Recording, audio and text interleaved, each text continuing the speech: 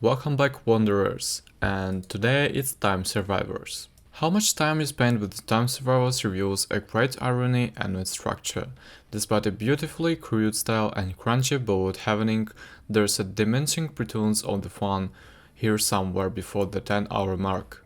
A slow burn meta progression system and runs that last twice as long as your decisions you make in them prevent it from being more than just a competent vampire survivor skin, but there's a lot to be said about how good that reskin is. If you're willing to meet in its terms, Time Survivors is satisfying digital bubble wrap with a consistent aesthetic and unique theme, even though it never tries to be anything more than that. We're flipping through a history textbook. The usual bullet-heaven mechanics of automated weapons, passive equipment, and hordes of enemies to grind into are all dammed up after different historical epochs. Play a Blinko in the dot edges of Pit Cleopatra against the dinosaurs. There's not much in the way of narrative framing.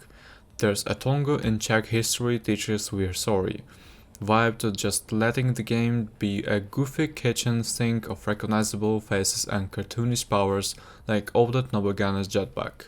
It's a light-hearted magic school but trip as enjoyable one of that.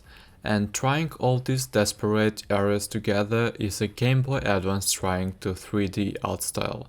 There's an effortlessly retro charm to the look and it's matched by superb game feel. The sound effects for hitting enemy squares with a satisfying thunk, and the incoming experience games was pitch increased to more you absorb the incremental progression fantasy that this genre is known for. There's also variety at the world's level. It's got a small list of 4 areas to visit, but spices them up mechanically in some interesting ways. The dinosaur era has frequently migration events and asteroids to avoid. The Ice Age earns its name with the patches of slipperiness that accelerate you when you walk on them, and Egypt has an optional side-scroller variant that recontextualises how you view the same enemies and stage houses without your free movement. In this surface level thrills that Time Survivors get right. It's a polished bullet heaven with a neat look and unconventional theme. My first few hours with it was great and it was their salt you have for the pocket change. These things usually run you for than an easy recommendation. Regrettably, if you try to treat the game as anything other than a short-term dopamine treadmill, you won't be rewarded. There's a depth layer missing here. This progression tree and its balance are a primary culprit. Just moving through the base version of each world and feeling each boss demands lots of investment here, and that investment is clumsy when you see all the redundancies.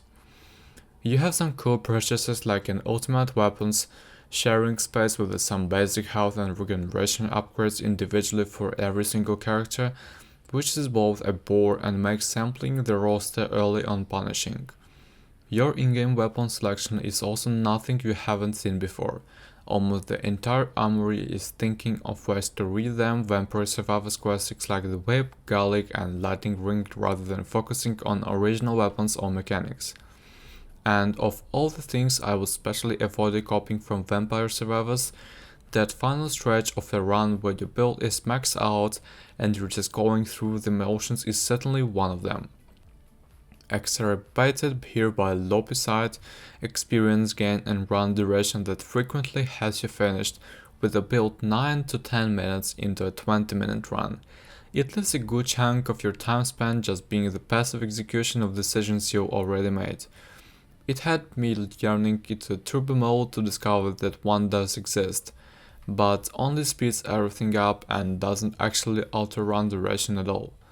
Time Survivors can be a bumpy at times, but its fantastical borrowing of history and its well-executed bullet heaven founders make it worthwhile regardless. Being able to play the famous zone control smash Nikola Tesla is a thrill all its own. The game mechanical safety and boring progression won't earn the capture in these generous history books, but they don't stop it from being for indoor recess, at least for a day or two.